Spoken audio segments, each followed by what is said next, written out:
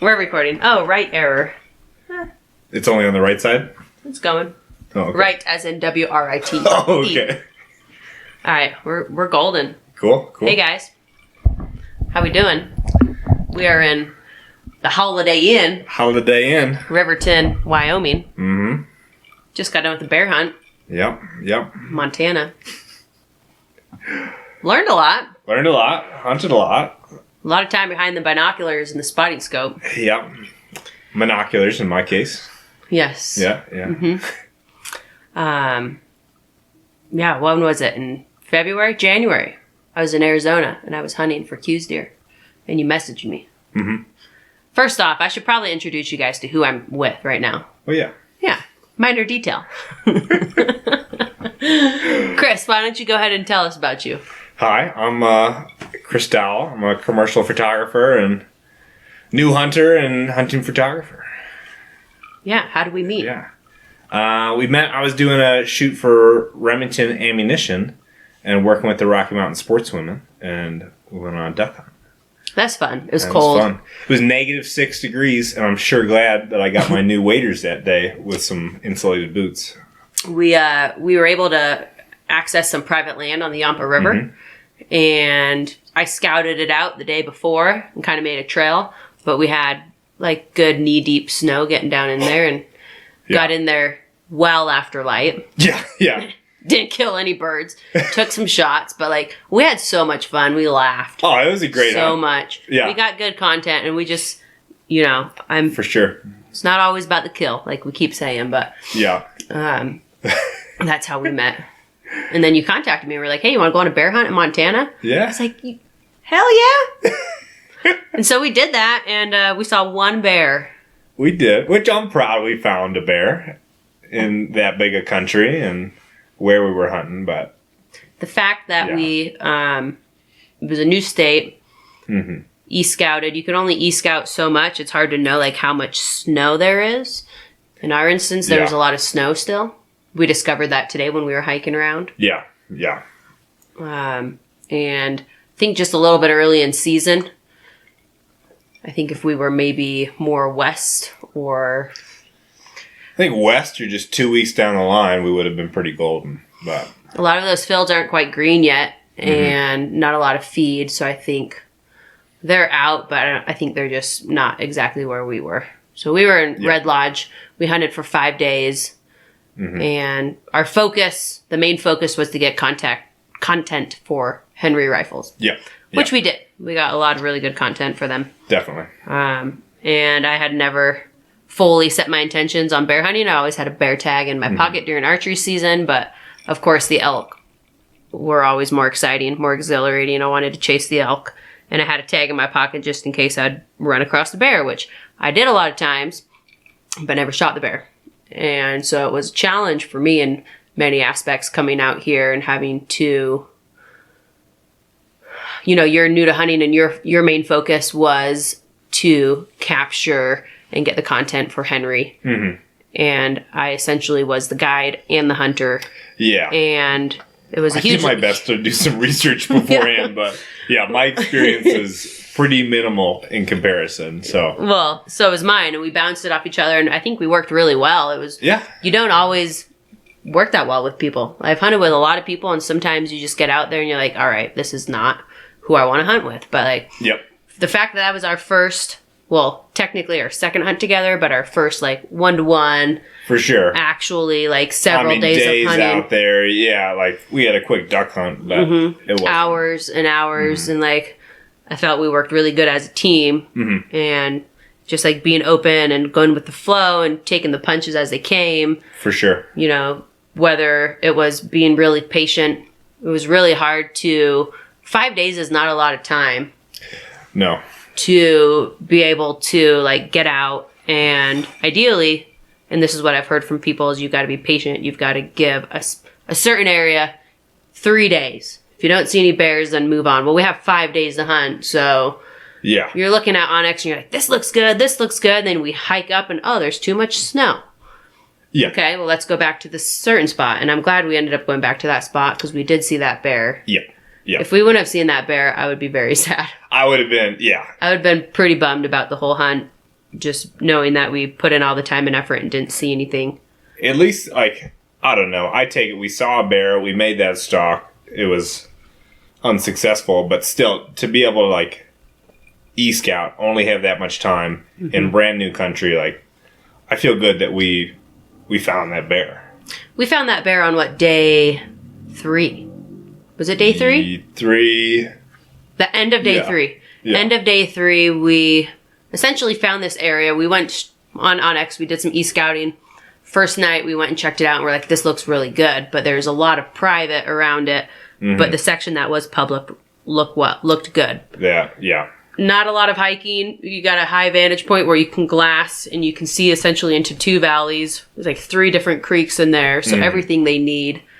And we spent a day there, or a morning there. Yep. Went and like explored some new country, glassed around, got to a spot, and realized that there was you couldn't shoot guns there because it was by a mine and by a camping area. So kind of wasted an afternoon on that.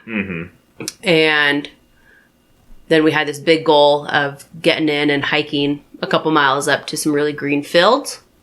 We started hiking, and we were probably almost a mile in and realized there was a lot of snow still. Yeah. Turned around and kind of dropped back down, and it was really cool. We saw 2 moose that morning. We saw more moose than I've ever seen in just a few short days, which was pretty cool. I think we saw 6 different moose. Yeah. They're all young, too, which is good to see because obviously their parents are around somewhere. And these were all... We saw one... You saw one female moose, and she was down in that big field. She jumped the fence. No, that wasn't... That was the one that dropped their paddles, though. I thought that was not a female. Yeah, that was a male. It was a big one. Yeah, so we saw quite a bit of moose, which was really cool. And we were hiking into the spot, and there was 2 moose, and I literally walked right past one. Draya. Like, Draya. We weren't 10 yards away from this moose. He was just munching. Yeah. Draya cruised right past, and it scared the crap out of me. It was turn around. Like, and they didn't pay any mind to us. They were just chilling. They were hanging out. Care less. But we made it known of like, hey, like, last thing you want to do is get charged by one. But obviously that was not their intentions. Yeah. So we checked this area out and just kind of realized that the area we were in previously, we had seen some fresh tracks, and we had found 2 piles of fresh bear poop. Yep. And so we were like, let's go back to that area because obviously the bears are in there. Yeah. It's just a matter of putting in the time and waiting and being patient. So we sat all day, almost all day. That one day we were there. I would say from like 11, it was like 11 o'clock on, and we saw that bear a little after 6 o'clock. We were there till end of shooting light, which was probably almost 9 o'clock. Yeah. So 11 a.m. to 9 p.m. A lot of sitting, a lot of glassing. We saw deer, we saw elk, we saw moose. And I thought... Some grouse, too. Like some grouse, yeah. Perfect habitat for bear, but just could not turn up a bear. I think it was just early. It's just early in season. And, but it was really cool. I ended up getting up and like stretching the legs because my feet were falling asleep from sitting so long from glassing, and happened to look down the hill from exactly where we were sitting the night before. Literally the same, like, we sat in that spot. And that bear was probably in there, and he probably heard us and smelt us and just, like, went on his way. Yep. Just down that creek bed. But the fact that we were up on the next ridge over, and he probably couldn't hear us and couldn't smell us. And so he came out and presented himself, and that was super cool and exciting to be like, there's a reason why we came back to this spot. Yeah. Yep. Listen to that gut instinct. Tried to make a move on it, because the gun we were using can really only shoot up to, 200 yards? Yeah, we'd make it. It was a 45-70 Henry's all-weather rifle. But great gun, but again, just doesn't have that reach. And especially, I got it recently. Ammo's hard to come by. We didn't have a lot of range time in it, so we didn't really feel comfortable shooting out past 200 with it. He was probably 500 yards away. He was 500 out, and we had to close that gap pretty quick. So we watched him probably for 30 seconds. We didn't see any cubs. The look of him, he was a boar. Big bear. And I just figured if we can get a little bit closer, and that way, if we can like finalize our decision once we get a little bit closer, and then we can take a shot. Definitely. So we started moving down the hill, and he had no idea we were there. He couldn't hear us. He couldn't smell us, but he only popped out on that grassy ridge for... maybe a minute. It was more than that, because when we first saw him, we watched him for a second, then we cruised down the hill. So I would say like True. 3 to 5 minutes he was on that hillside. He ended up, like, we looked at him and he was standing up, but he was looking down at the creek away from us and just kind of disappeared and popped back over down into the creek bottom. Yep. And we just kind of got on the ridge line. It was about 150 yards away and just waited, hoping he would hop back out. We had a little view of the creek. We thought maybe if he was feeding down through the creek, the wind was good. But he never popped back out. And Yep. we only saw him that one time. Yeah. And then, the last day we went in, every day we went in, we saw fresh tracks going down the road, same direction. And then that last day we went in, I saw tracks going the other, we both saw it. Tracks going the wrong direction. That was in the afternoon. Yep. Because in the morning we hiked in and his tracks were going. It was an old road and he was going back towards the creek. So like he's probably going to the creek to get some water and then he's going to do his loop. Do his loop. He's going to nap in the shade down by the creek, probably in his den, and hopefully hop back out. And instead of sitting there all day, we went into town and came back out and the tracks were going the other way. So if we would have sat, if we would have sat on that ridge... It always happens. You know, we sat there till 11 o'clock, but if we would have sat on that ridge, we would have seen him, most likely, come back through. In shooting range. In shooting range, walking right towards us. Yeah. And I think the reason why he moved out is it was a Friday, and there was hikers, and there were the weekend warriors, hunters coming in, setting up camp. Just that much more commotion. Yeah. And when we originally hit that spot, we, really hiked back there and we're glassing the ridges behind it, well away from any of those, campsites or any trails. The roads. Away from the roads. Yeah. And then we ended up spotting that bear right between two roads. Literally, that bear was a couple 100 yards from the truck. Yeah, exactly. And so, we didn't, really think to glass that hard. We were kind of, hoping and wishing we could shoot it close to the truck. But yeah, when those campers moved in, I think it just... pushed him out. I think what he did, I'm guessing he just moved up the creek onto that private land. Yeah. And turns out Montana has just as much private land, landlocking national forest, that Colorado does. Yeah. Well, and part of it, too, we had filming permits as well. We went around and worked with the Forest Service and got permits to film. So we were limited even more so than just hunting public lands. Exactly. So we were really trying to stick within those bounds and not film anything beyond that. Yeah, exactly. Definitely limited our range, but it is what it is.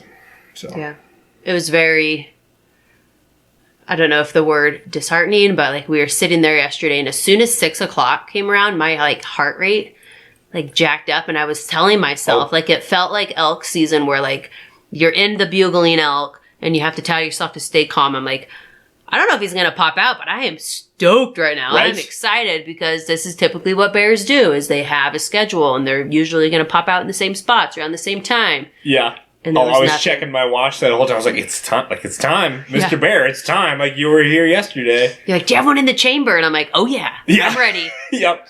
Sometimes being too prepared. I know. And then, an hour goes by, and I'm, starting to bargain with the mountains, yeah, please send us a bear. I'm sitting there, universe, just please give me a sign. Give me something I need. And it's hilarious, because all of a sudden I was what's that smell? I haven't been able to smell anything. I'm coming off of COVID. I had COVID previously, and my taste and my smell has been gone for a little while. Yeah. And...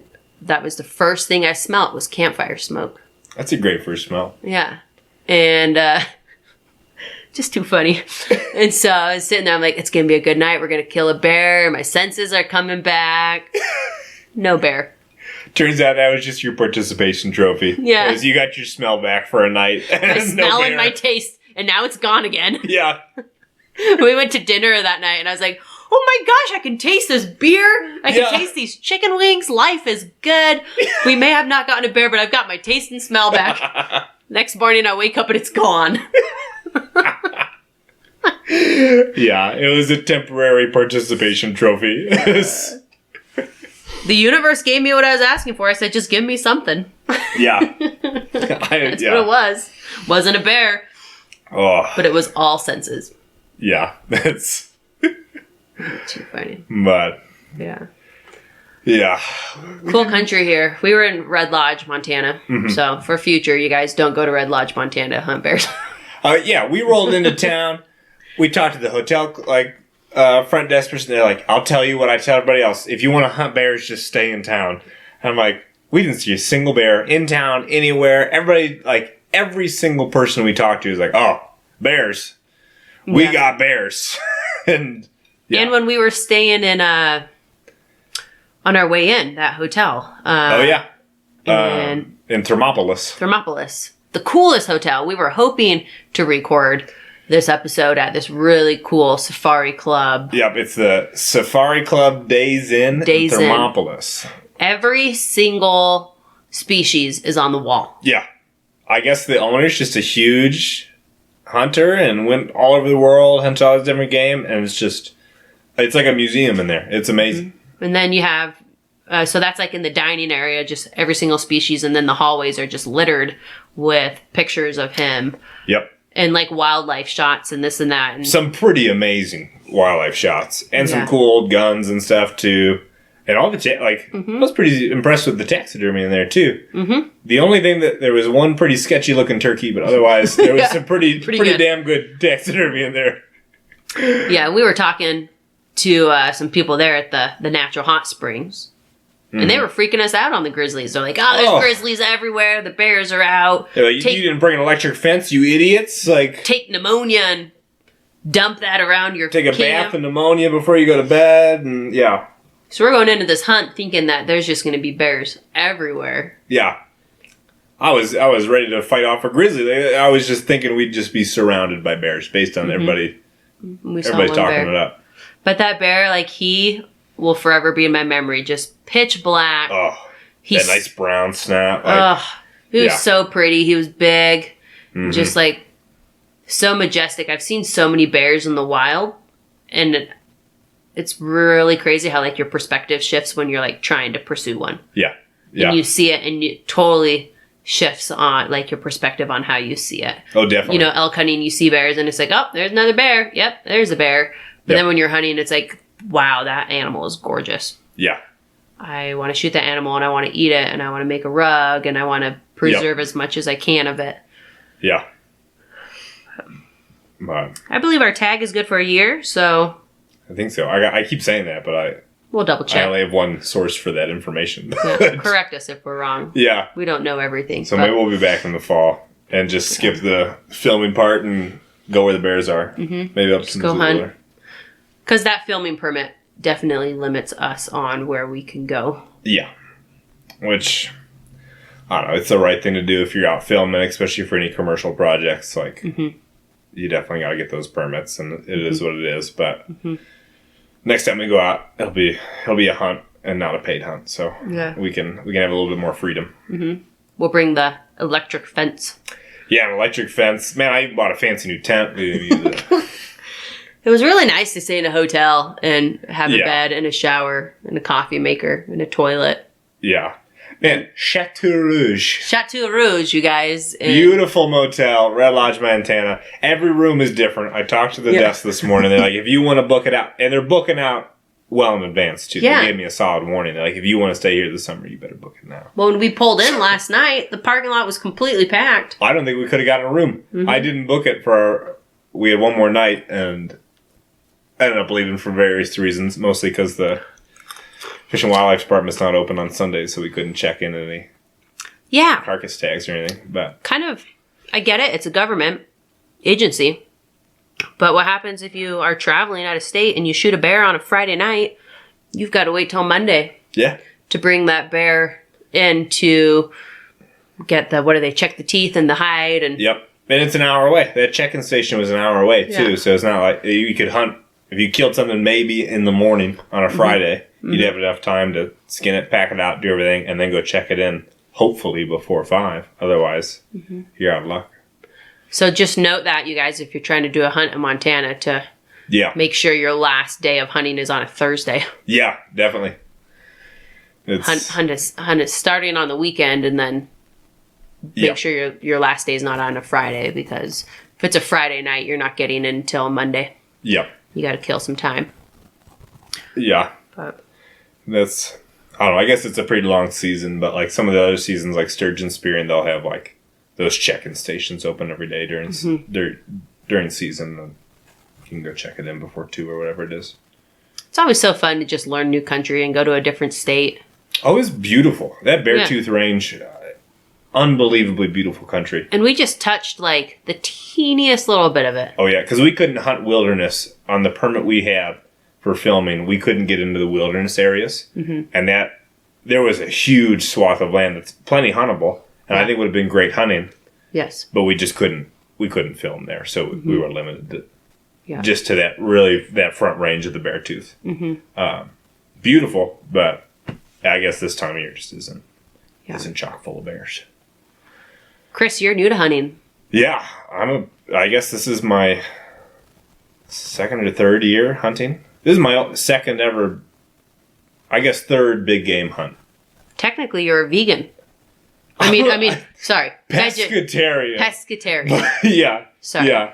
Technically, you're a pescatarian. I'll eat fish, but any other like land or sky meat is either got to be shot by me or a close friend. I respect that. Yeah. And you've been doing that for like 6 years now? 6 or 7 years. Whenever sophomore year of college is when I quit meat. What made you decide to start hunting? Part of it was learning more about like the North American model of conservation. Like the reason I went like more towards the vegetarian diet was for sustainability reasons and just like environmental issues with commercial like meat production and things like that. So like, I don't know, getting organic, fresh. I have no problem with eating meat. It's just kind of the way it's produced. So like, if I can get fresh, organic, sustainable meat, then that'd be great. Like, I'd love to eat it again. Killed by yourself? Exactly. Yeah. So that was really the main reason. Yeah, I don't know. What have you killed? A bunch of birds and a snapping turtle. If anybody out there has a snapping turtle problem, they are delicious, but they will try and walk away from you well after you have dispatched them. Yeah, they're difficult to butcher, but well worth the effort. Man, how does that shell come off? Or do you skin them with that shell? So yeah, the plastorum and postplastorum, man, I'm butchering in those terms. But it's the bottom part of the shell and the top part of the shell are only attached by 2 small kind of cartilage pieces on the left and right side of that bottom piece of shell. So you can cut between that, skin out the legs and use some catfish pliers and pull it out.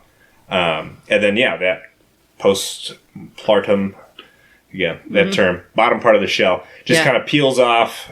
A helpful hint is hang them by a tree by their tail. And then when you take off that bottom part, you can kind of just dump the guts into a bucket. Yeah, gravity. Let gravity do the work. Make a few little cuts and it's pretty cleaned out. But yeah, it's not for the faint of heart. Once we quartered it out, you'd poke that leg with a knife. It's skin, tail off, everything, and it still tries to kick away the knife. Get away! Totally separated from the body. Stop poking me. It's a little weird, but that was the best soup I think I've ever had. What did it taste like?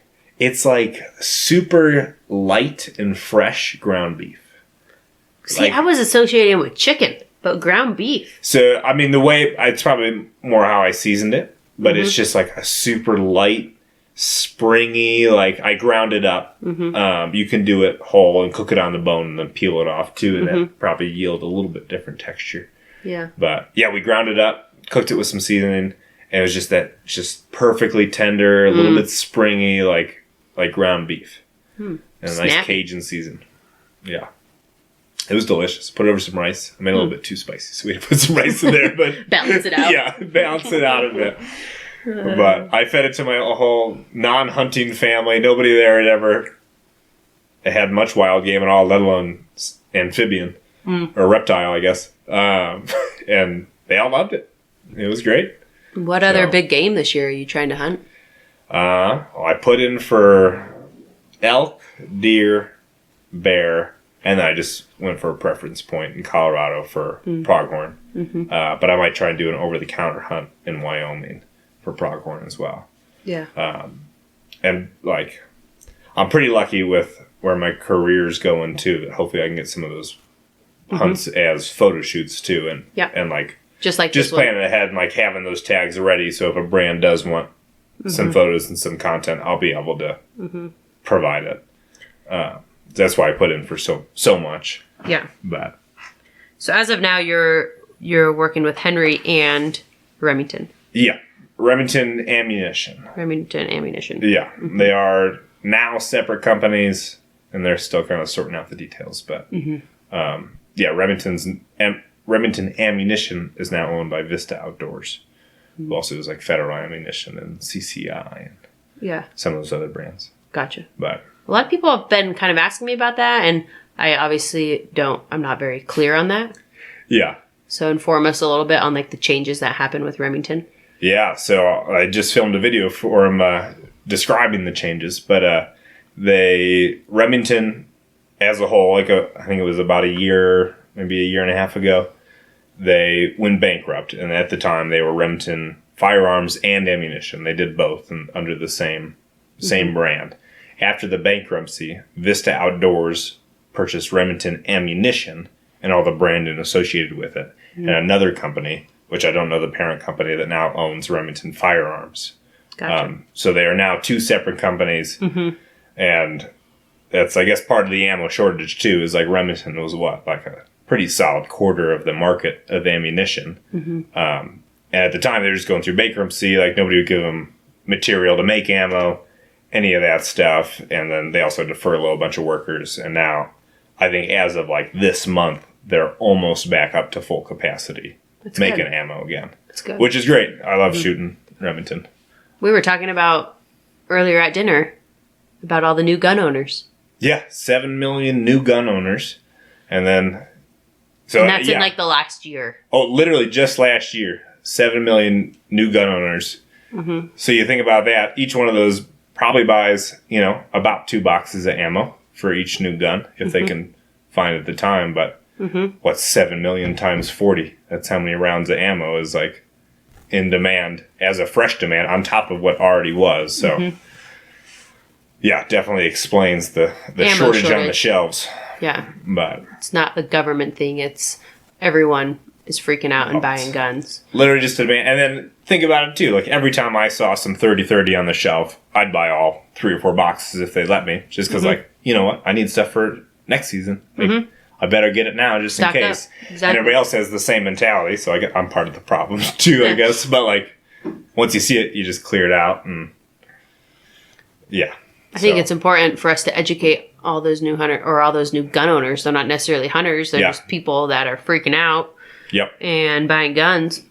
Yeah, definitely. And like that's the thing too. Like part of the, I guess, the many downsides of this ammo shortage is just the lack of training these new gun owners will have. Even me, I just bought my first sidearm.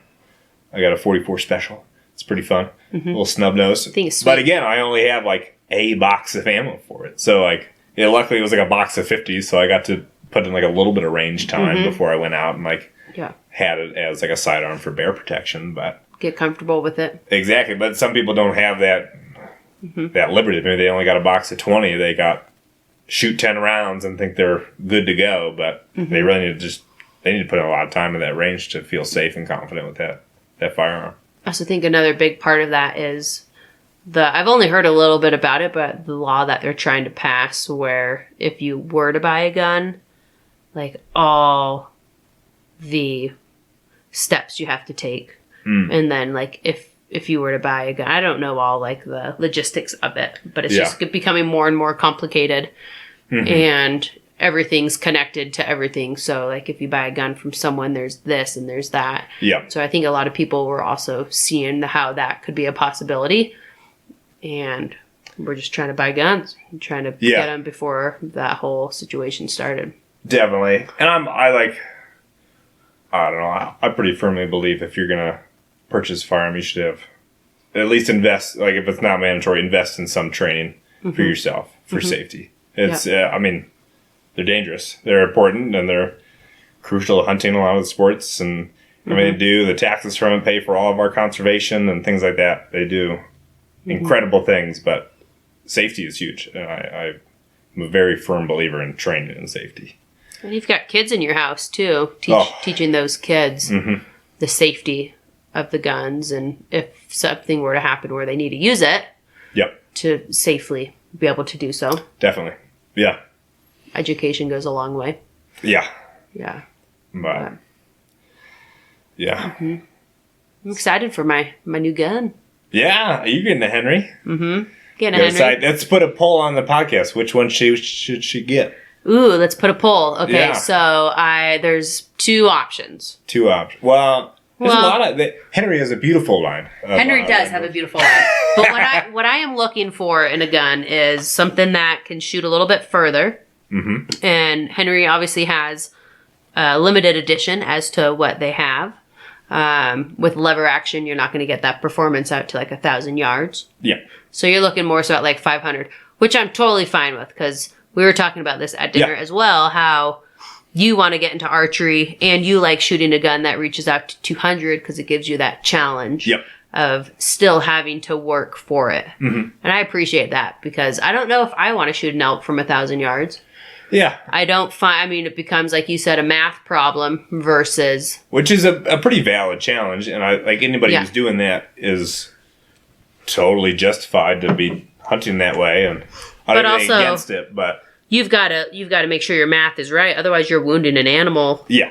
Or you're just straight up missing. Yeah. Missing that animal. So, and that's why I've loved archery, and that's why I've done archery strictly the past, 6 years. But this opportunity came up for Henry, and they're presenting me a rifle, and so I think my two options are 6.5 or a 308 Creedmoor, right? Yeah. 6.5 Creedmoor or a 308. Is that a Winchester? Or not sure. 308. I don't know. We're both in the Henry Long Ranger. They're the Henry Long Rangers. Yeah. So a box fed magazine instead of the tube magazine like most lever guns, which is kind of just a cool thing too. I have a lot to learn about guns, so feel free to shoot the Instagram page a message if you're listening to this and you have a preference on a 6.5 or a 308. I think I'm going to go for the 308 and throw a scope on there that's just like, what do they call that? Like it's risen a little bit, so you can still use the see-through sights. Yeah, the see-through sights. Yeah, so you can still use your buckhorn in case like you got a grizzly charging or something. I also just think like if something's charging you, you're just throwing that gun up, and once it's close, you're firing. Yeah, you're not gonna have a chance to look down. I'm just gonna put it up to my side and blast. But well, that my 30-30, I have a scope on it now, but I think I'm gonna switch back to just having one of the Skinner peep sights. I feel pretty confident. Yeah. Shooting if I put some good time at the range, feeling good with a peep sight and doing that because you have the opportunity to shoot real close. Yeah. If you have to, or stretch out if you're feeling confident. That little survival gun. AR-7s. Oh, that thing was so much. That was so cool. Today we were like hiking around the mountain. There was so much snow, and we were like, screw this snow. Let's go back down where there's not any snow. And we found ourselves in this marshy area. Oh, yeah. And you're taking this survival gun and just slamming it into the marsh. You know, like this gun is what? Weatherproof? Yeah. Like, well, after I really knocked it around in that muck, it definitely got a little wet, but that was 100% my fault. So for some reference, the AR-7, the whole gun packs into the buttstock of the gun. And super lightweight. Super duper lightweight. It floats and it's water resistant for a period of time. Like it'll float. If you tip over a canoe, you can go find your gun floating on the side of the bank somewhere. But it was originally designed don't quote me on this, I think Charter Arms designed it way back for Air Force pilots. So if they went down over enemy lines, they'd have a little survival rifle to either find some food or find a bigger gun from some enemy soldier. But just a cool history to the gun, too. And that's like, I don't know, something I really love in all the guns, especially with the Henry line, too. But just having that, like, deep history of different rifles and the kind of stories behind it. So, but it's a lot of fun. It's just a little semi-automatic 22 long rifle that packs up. No kick. It's got a little sound to it. We got some great photos with it today in the rain. Yeah. And in the swamp. Yep. Super cool. Oh, it's, I think that's one of my favorite guns I've ever. It's just so fun. Like I told you, I feel like we're two kids out here. Oh, I know. Playing, running around in the dirt. Just playing with these guns. Yeah. Yeah.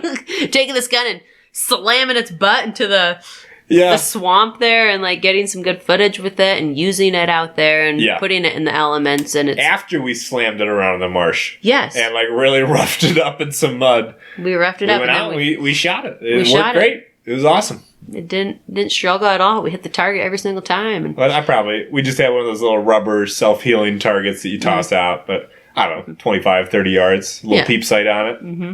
It was great. So you would kill like small game with that? Yeah. Mm-hmm. I'd take a rabbit with that. A squirrel, maybe. Yeah. Really cool. Yeah. Think it would kill it? No, it wouldn't kill a coyote. No. I wouldn't feel good about maiming a coyote. I'd probably kill it eventually if you got a good shot, but I wouldn't feel good about it. Small game. Yeah. Absolutely. Grouse? You can get a grouse with that. Oh, for sure. Grouse. I'm actually planning on grouse hunting with it this season. I think that'd be a lot of fun. There were some birds that were mating while we were here. Oh, it was... They were doing the... Drop, drop, drop, drop. Yeah, they were drumming out in the woods. And, like, this is my first season out west, too. I guess we do have grouse in the North Woods. I go up to Wisconsin, like the North Woods of Wisconsin a lot. Yeah. But I've never heard them drum like that. And that was just so cool. That was awesome. And even just seeing the two just on the trail there, like... Right in front of us? Yeah. Yeah. I think grouse are just so cool. They're so tasty. I can't wait. I haven't shot one yet. During archery season last year, I wouldn't say like fully lived off grouse, but a lot of my meals were grouse. I can't wait. Yeah. Mm-hmm. They were just everywhere. Yeah. They're so easy to kill. Yeah. They like fly away, like you spook them, and then they sit on the trail, and then they sit there and they kind of like walk away from you. Like, oh yeah, this is plenty for it. Target practice. Gotcha. Yeah. Yeah. I can't wait for upland season to start up again. I really love upland hunting and waterfowl. Mm-hmm. I'm really excited for you I can't wait to take you on an elk hunt. Yeah. And to have elk bugling and to have them come in close and for you to like have that experience because it's a whole different level than small game and then birds. You know, it's a different entity. Each species, you have a different experience. Definitely. But I'm really excited for you to experience the big game. Yeah, that's going to be cool. I mean, even like, I guess it's bigger than a duck, but I finally shot my first turkey this year too. And just to see that tom strutting across the field all the way up to my decoy, man, my heart was pounding. I was shaking. It was awesome. It was just so cool. Mm-hmm. And that was my second year out turkey hunting in Kentucky. It took me like 2 years to shoot that bird. It took you also 6 days, right? 6 days, like 6 hours a day in the morning, rain, snow, everything Kentucky could throw at you. And finally, the very last day, sitting out in a cow pasture on my great uncle's cow pasture. Yeah. Finally saw it. And it was really cool too. Like, it was neat. But also just being in Kentucky too and hunting turkeys, like turkey was essentially like extirpated from the state in the early part of the 20th century, and just the conservation story behind it too. I got to show my uncle, the first, or great uncle, my family's confusing, one of those, he was the first wild turkey he'd seen. I brought it up to his door, held it up, and he was just blown away that we shot a wild turkey on his property. Like, he was just, he'd seen him out in the fields, but never in such numbers or let alone killed. It was just amazing. So basically all the turkeys got killed off. Yep. And that was at what time frame? like the turn of the century, like early 1900s. In the early 1900s, all There the was turkeys almost got no killed. turkeys in like they were pretty much extirpated. Yeah. And then like in the early, don't quote me on these dates, but early 20s, 30s, conservation efforts started up by some sportsmen, and some reintroduction efforts. I think the first turkey season in Kentucky wasn't until either the 40s or the 60s. Either way, fairly recent, like within modern history here. So to see that like to know that story, to be there hunting that land, and the hunting camp we were at was a like late 1800s tobacco plantation in an old barn we were staying in, and that entire part of the country was just clear cut. And to see like a thriving forest, deer back, like my uncle grew up there and big turkey hunter and deer hunter, and he didn't see turkeys when he was growing up, and seeing it now and seeing that population rebound is just so cool to be a part of, and know that like even just through licensing and hunting and buying ammo in the state, like all that just contributes to that, and being a sportsman, to the conservation, yeah, and the management of it all. Exactly. So that's cool. It's a huge part of hunting that a lot of people don't know. Oh, yeah. The other day I shared a post on my story about somebody saying like, you're not like hunters are murderers. And like their caption was like, I wouldn't kill your dog or something like that. And it's just, people just aren't educated on what conservation is and like why we have the system that we have. Yeah. Like this whole story with the turkeys in Kentucky is a prime example of what conservation is. Through sportsmen.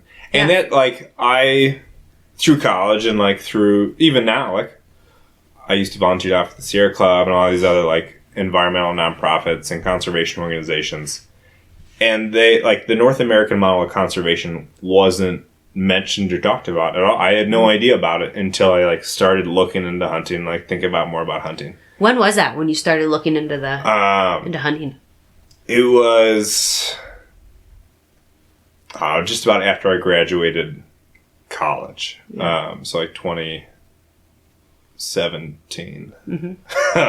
Yeah. I think just about that year, like I got my shotgun, and it wasn't until the next year that I was able to like actually get out and go hunting. And I was lucky enough through Facebook. I just like reached around, like found some hunting group in Wisconsin, and a friendly man, Thomas White. He's a forester and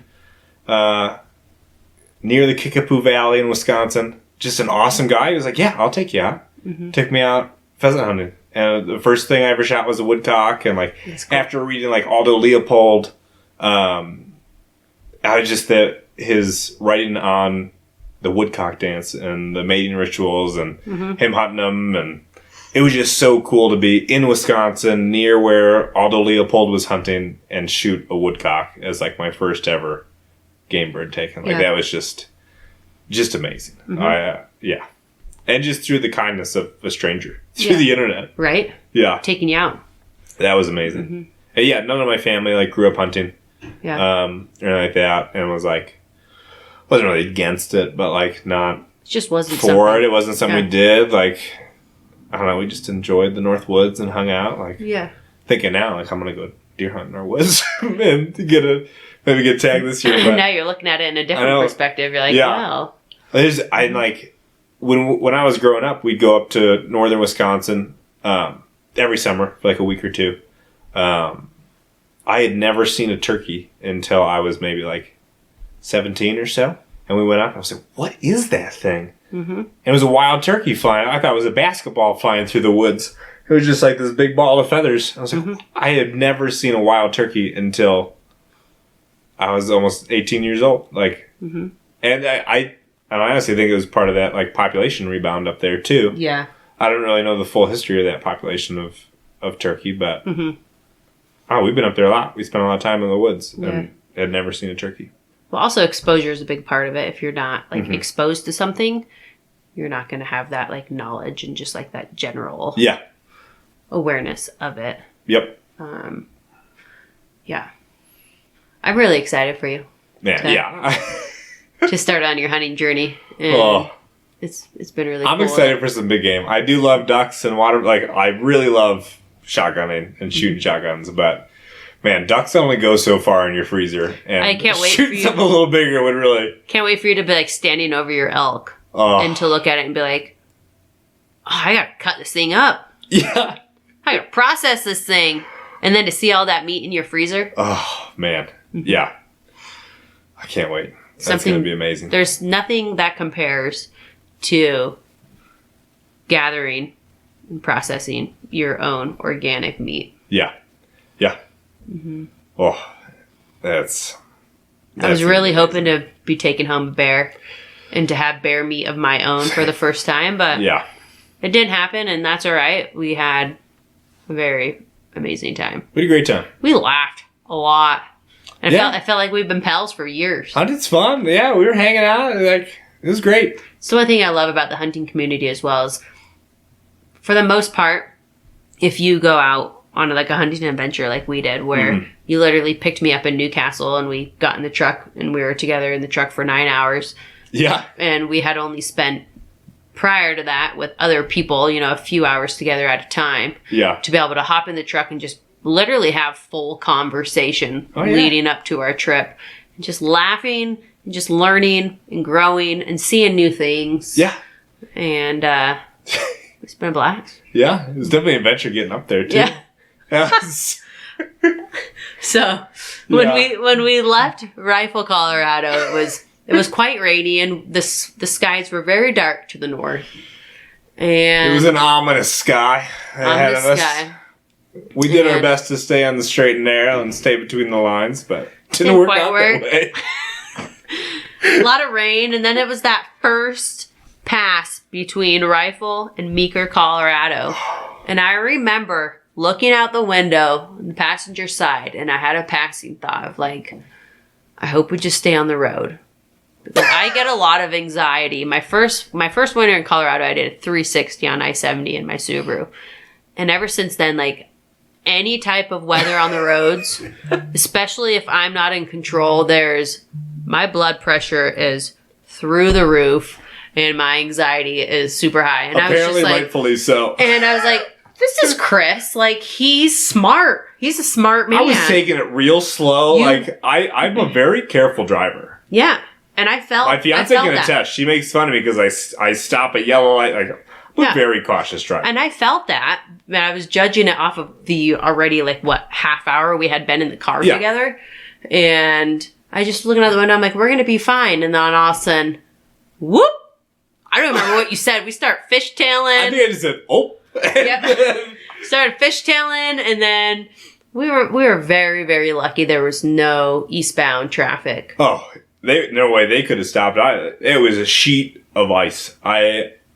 There's nothing. Essentially, it was sleet coming down, sleet, hail, whatever you want to call it. And there was probably a good inch of it on the road, and just kind of came over the pass. And it's what I would call like a bench. Like if I'm hunting, like that little first flat spot, and we hit that and just completely hydroplaned. Yeah. Started going sideways. Eventually went backwards, and we both were like leaning as far back as we could into our chairs. And you had your arm out, and I had both my arms out, and we were just bracing for it. And I was like, just don't hit the brakes. Just don't hit the brakes. And you're like, I'm not. I wasn't. And then all of a sudden we were going backwards. I was like, I think I want to slow down. So I hit the brakes then. And then we hit the side of the road in the grass. And it was the smoothest wipeout I've ever seen. Going like backwards / slide sideways Oh. into this giant field, took out the barbed wire fence. It was a nice friendly barbed wire fence to slow our roll, Slowed us down. We ended up turning back towards north, and the fence basically was just wrapped up in the bumper. Yeah. Underneath the truck was completely fine, and then wrapped up in the running board there. Running board. Yeah. Running board's pretty toasted, but Mr. Tim. Tom. Tom the cop. Tom from, we're giving a shout out to Tom from Meeker, Colorado, please. Meeker, Colorado. Tom Dietrich. something like that. He showed up. He was so chill. Like, we had already called AAA, and he showed up and he's like, hey guys, how we doing? Like, what happened? All right, yeah. Let me get your license registration. Comes back. He's like, oh, your insurance is expired. I'm going to go back and see if I have like some pliers in the car. Yeah. And we're like, awesome. And he comes back and he just starts wrenching on the thing. Oh, he cuts us out of the barbed wire. I had my little Leatherman knife. Yeah. And it just like, with a little tiny wire cutter. It wasn't cutting it for that steel barbed wire, but.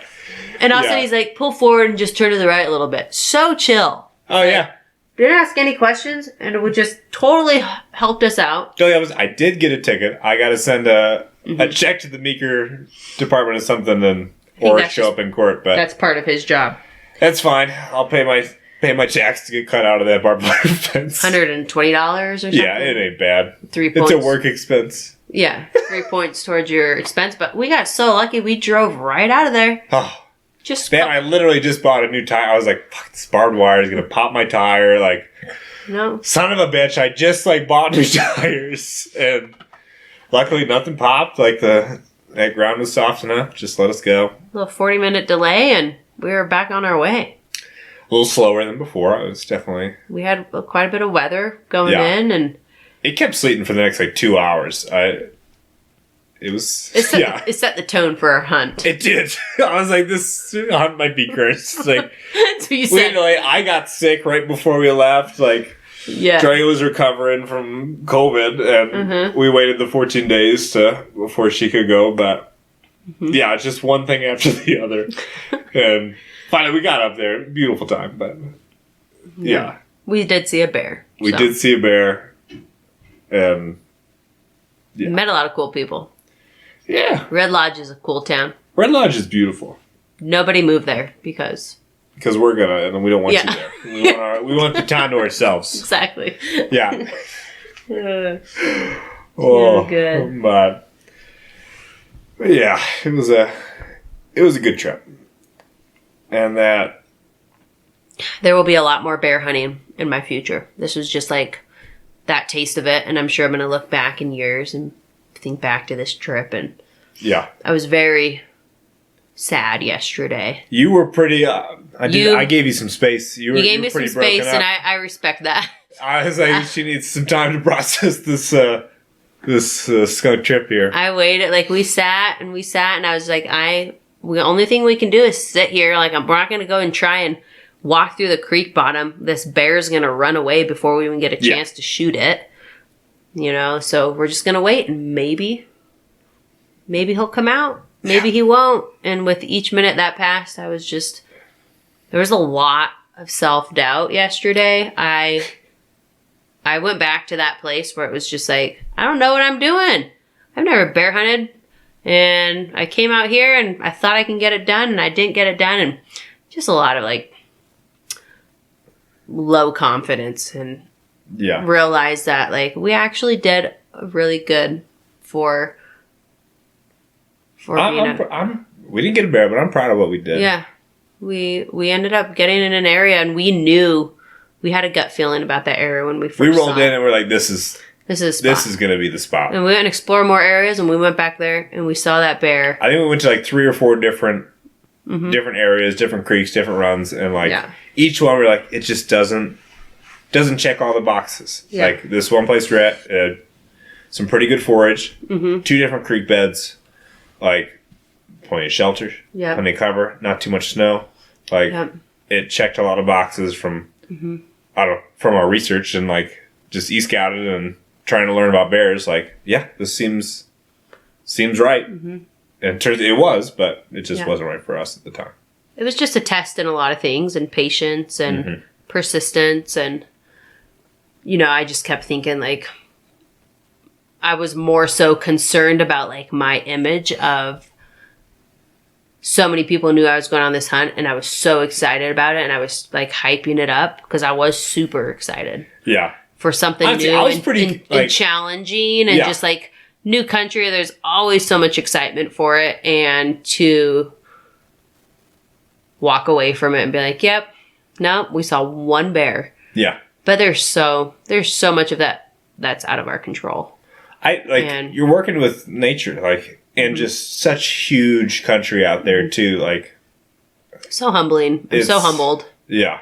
And that's why I love this sport so much. It's very challenging. It's very humbling. The moment you think that you know what you're doing, and the second you like get confident, nature like reminds you like, you don't know shit. Yeah. What are you thinking, you know? And it's always much more about the kill. Yeah.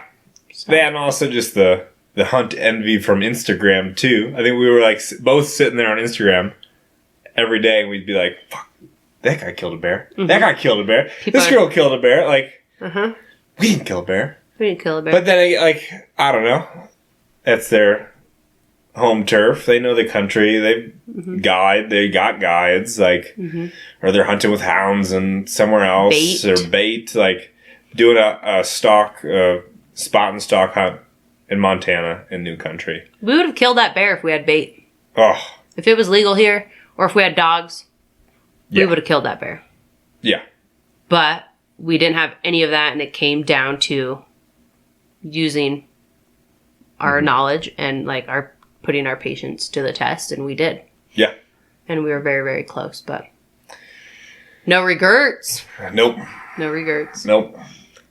But we got some cool photos. I feel good about the content we created on this trip too, and yeah, we were talking about a lot too, like both of us being photographers and like trying to balance hunting and really paying attention to glassing and putting the time into the hunt, but also like you're out there doing a job, like you need to make some photos, and create some content. Like it's such a hard balance to strike of like, where's the line of like, all right, I need you to go up on this ridge to get this shot. Like, hold on, go back and forth a few times. Like, let me get that silhouette shot. Like, whatever. Yeah. And like keeping it authentic to the hunt. Like, I don't want to stage anything that isn't true to what we're doing and what we're hunting.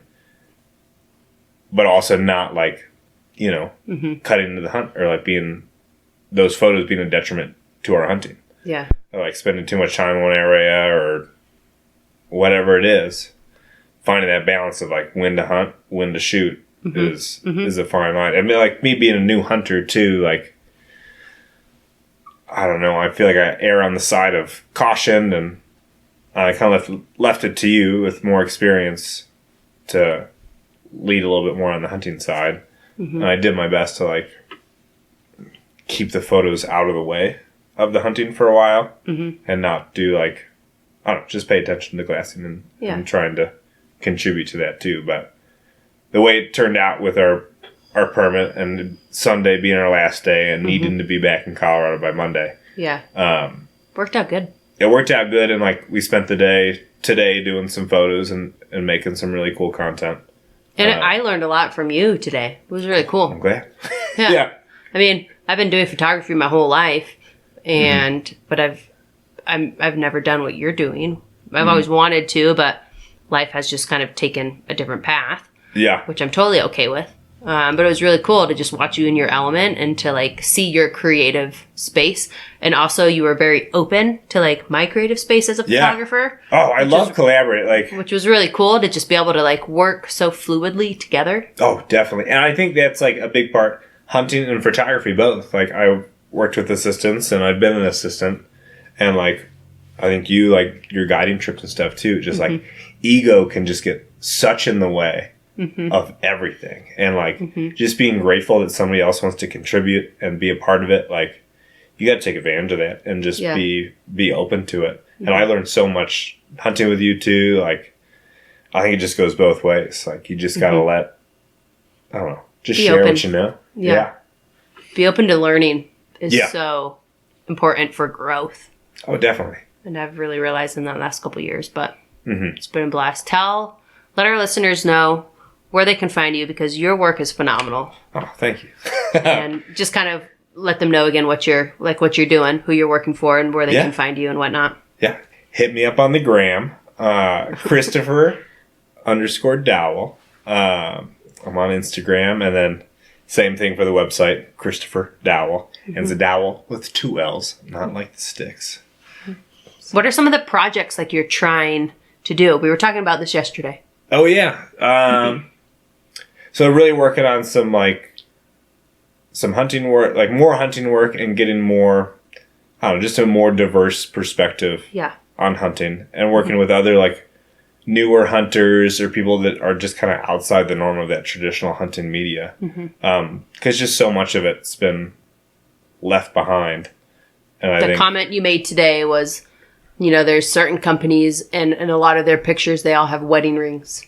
Yeah. It's just those subtle things. Subtle things, So if you're looking for it, reach out to Chris. Yeah. He's very talented and very genuine. Thanks. Authenticity is an amazing thing. Oh, yeah. So cool. Well, this is, I'm sure, the first of many. Heck yeah. Episodes that you'll hear from us. But yeah. Adios from Riverton. Where are we now? Riverton, Wyoming. Yeah, Riverton. They don't have hot springs like Thermopolis, but they have a hotel with open rooms. If you're ever in Thermopolis, go to Days Inn, which is also the Safari Club. Yeah, it's in Hot Springs National Park. I think it's like just inside the gate of that. Yeah. And they have a Sulphur Hot Spring hot tub on the premises right next door to the fancy hot spring. And a super cool canyon, which is owned by the Indians. Oh, yeah. Wind River Reservation's real nearby. And Wind River. Because I saw that section, and as a raft guy, like a rafter myself, I was like, I want to raft this section. That's the first question I asked our server at the restaurant. And she's like, yeah, no, it's full, like, Indian owned. Like, they run the permits. There's no private rafting there. Rightfully so. They need their, Yes, absolutely. So if you're ever in the area, look up those two things because... Yeah. Solid. Great time. Bye. All right, folks. Cool. We'll see you next time. Have a good one. Bye. This is God's country.